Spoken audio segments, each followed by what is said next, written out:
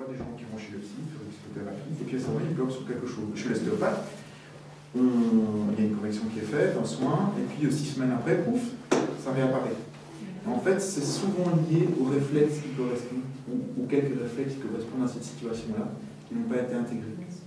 Et donc on a pu, parce que dans l'intégration du réflexe, on va dire dans le diagnostic, il y a un pourcentage intégré à 100%, à 80%, 60%, 40%. Donc tout le monde n'est pas dans la même gravité de non-intégration. Bien sûr, il y a plusieurs facteurs. Voilà. Et donc ce qu'on voit, c'est quand on va travailler ces quelques réflexes qui correspondent à la situation, la personne reprend son travail psychothérapeutique, son travail ostéopathique, kiné, etc. Et ça se débloque, on va jusqu'au bout et ça tient. Et donc c'est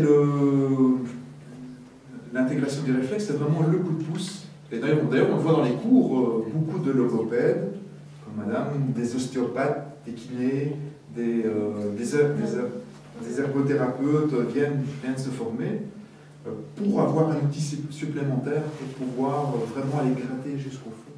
Et alors on va proposer ce dont il parlait tout à l'heure, des mouvements rythmiques, des petits balancements, des choses comme ça. Mais en même temps, l'éducation, on va consulter quand on est dérangé par quelque chose. On peut grandir avec des réflexes non intégrés mais qui ne nous dérangent pas. Il ne faut pas non plus chercher la perfection. Donc ça peut aussi répondre à votre question. On ne va pas s'occuper de tous les enfants en bas âge parce que mais aussi, ça ne nous ennuie pas ou ça n'enchaîne pas l'enfant. Et puis on met toujours. C'est souvent là que ça commence à gérer. Et on met toujours des stratégies en place. On met toujours des stratégies de compensation en place. Et donc parfois elles conviennent. Maintenant, si vous arrivez à écrire comme ça avec votre stylo, vous avez une écriture tout à fait. Voilà, vous avez pu réagir face au problème. Et initié par le travail sur le plan frontal, donc avant, arrière. Vous allez avoir des réflexes qui vont permettre ça, se focaliser, se défocaliser, aller chercher une information, ramener l'information, ou défocaliser, avoir une vision large pour pouvoir ramener ceci à soi. Mais je parlerai d'ailleurs à la fin d'un réflexe qui est le réflexe tonique labyrinthique, qui est un réflexe justement qui permet d'aller chercher l'information et de la ramener avec les deux yeux et les deux oreilles. Donc la focalisation. Ensuite, une autre dimension, c'est le centrage, qui est déterminé par qui est initié par le plan horizontal, donc qui permet vraiment de se rassembler ou de retrouver l'équilibre quand on est en situation. Donc tout ça c'est physique, mais c'est aussi psychologique. Quand on est dans une situation chaotique, on peut, grâce à cette dimension-là, retrouver son identité, rester sur son identité et pas vaciller dans la folie ou être complètement déstructuré physiquement. Et la latéralité, qui est initiée par le plan sagittal, et qui donne la notion de gauche-droite et de traverser la ligne centrale. Donc, je disais tout à l'heure, pour pouvoir notamment faire les mouvements croisés, mais aussi au départ, quand on est en homolatéral, on a un œil dominant. C'est très gênant quand, par exemple, pour un réflexe qui s'appelle l'asymétrique du cou, et si vous avez l'occasion, sur Facebook, il y a une vidéo qui tourne là avec Paul pour l'instant, mais pas sur le site malheureusement. On voit expliquer le réflexe, démontrer le réflexe asymétrique du cou qui n'est pas intégré. C'est très, très rigolo parce qu'il a fait une mine bien sympa. C'est un réflexe où quand je plie d'un côté, quand je plie ma tête d'un côté, du côté où ma tête tourne, mes membres s'étendent et à l'opposé, mes membres fléchissent. Et j'ai l'œil dominant.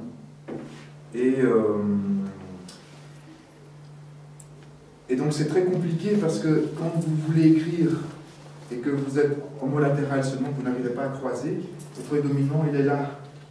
Comment vous faites pour regarder au tableau? C'est pas possible. Et donc vous devez tourner, mais quand vous tournez, ça fléchit, et ça s'étend.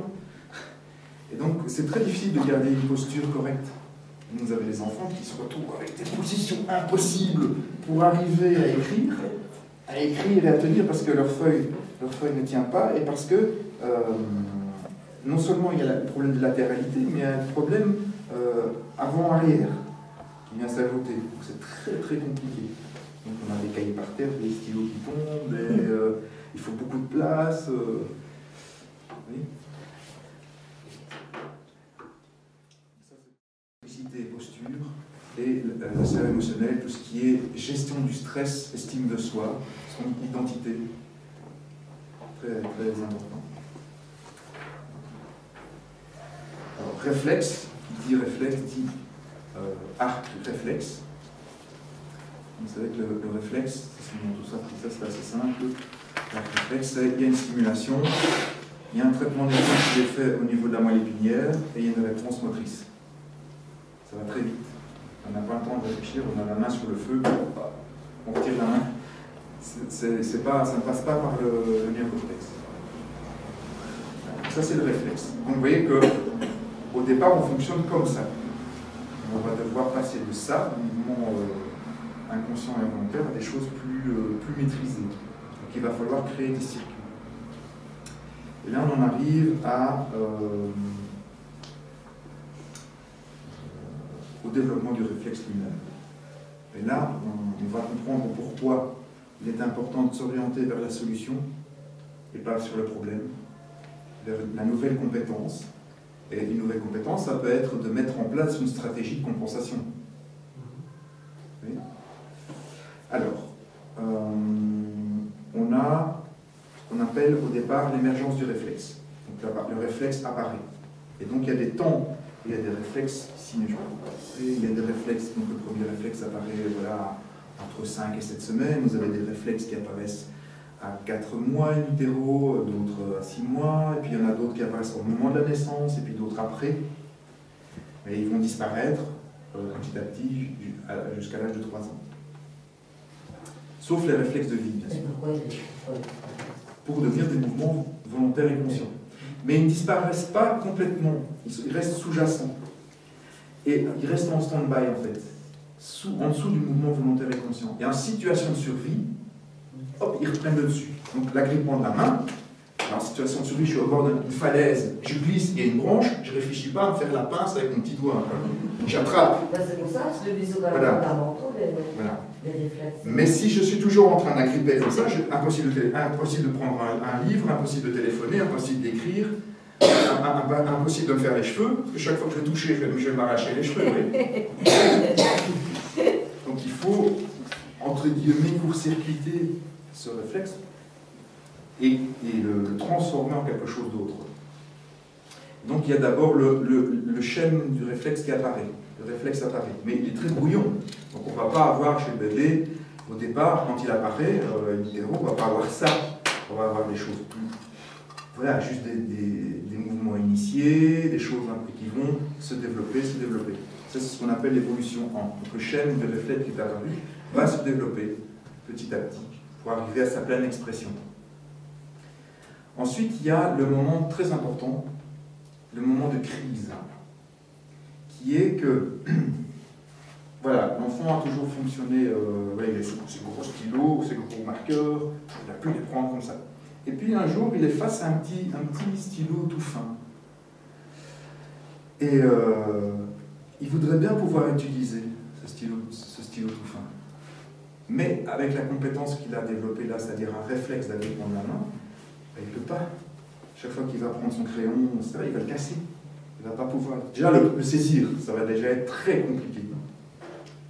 Et donc là, il y a, on va dire, la position du non. Non, je ne veux plus utiliser l'ancien schéma, mais je ne suis pas encore capable d'utiliser le nouveau schéma. Je ne sais même pas ce qu'est le nouveau schéma. Et donc là, il y a une crise qui apparaît, une crise plutôt même émotionnelle, vraiment avec des pleurs, voilà, on n'est pas content de soi. Frustration. Voilà, frustration. Et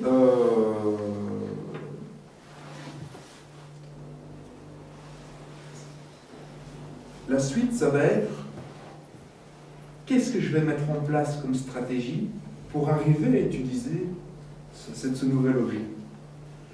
Et c'est là la clé, dont je parlais tout à l'heure, de s'orienter vers la solution. C'est l'objectif. C'est la volonté d'atteindre, de pouvoir utiliser ce nouvel objet qui va développer une nouvelle compétence.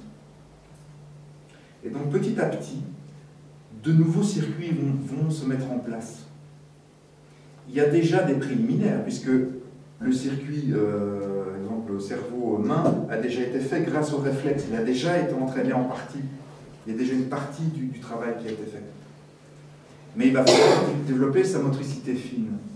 Et donc là, l'enfant, à coup d'essai et d'erreur, va chercher et va éveiller ce nouveau circuit sensorimoteur dans son corps.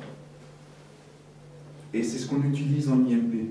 On va aller vers cette nouvelle compétence, vers une compétence plus adéquate, qui vont vraiment se développer. Mais il y a une intention.